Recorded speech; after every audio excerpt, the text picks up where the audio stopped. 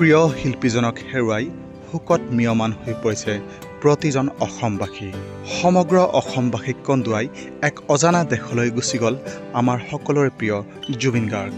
জুবিন এটা নাম নহয়, জুবিন এটা যুগ। মৃত্যুই জুবিনক অসমৰ পৰা কাঢ়ি নিব নোৱাৰিলে, সেইকাৰণে তেওঁক বিদেশত নি আমাৰ পৰা কাঢ়ি লৈ গ'ল। হয়, জুবিন গাৰ্গৰ মৃত্যুৰ লগে লগে শেষ হ'ল সংগীতৰ এটা যুগৰ। তথাপিও যেন গাবলৈ বাকী থাকিল বহুতো গান। জুবিন গাৰ্গক হয়তো কায়িকভাৱে বিদায় দিব লগা হৈছে, কিন্তু আত্মাৰ পৰা আমি কেতিয়াও বিদায় দিব নোৱাৰোঁ।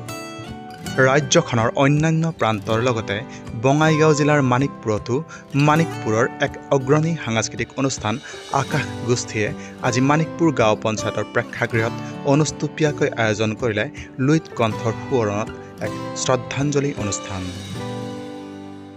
গোটেই অসমবাসীৰ ৰাইজ আজি শোকত নিয়মান। জুবিন দাক আজি শেষ বিদায় দিয়াৰ বাবে হেজাৰ হেজাৰ লোকৰ আজি ভিৰ হৈছে আজি গুৱাহাটীত।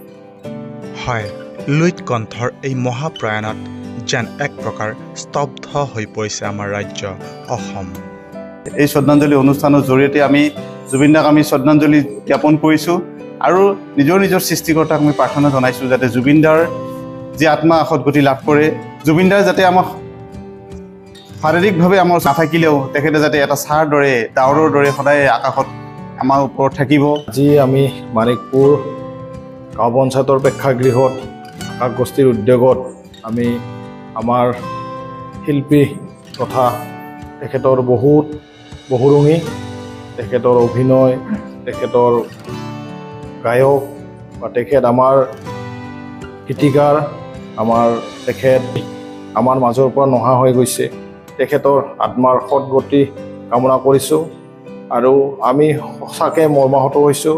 মায়াবিনী ৰাতিৰ বুকুত দেখা পালো তোমাৰ ছবি, ধৰা দিলা গোপনে আহি ইয়াৰ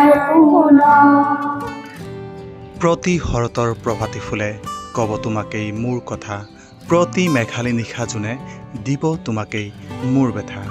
এৰা অসম তথা ভাৰতবৰ্ষৰ সংগীতৰ আকাশৰ পৰা সন্তৰ্পণে সৰি পৰিল এটি উজ্জ্বল নক্ষত্ৰ।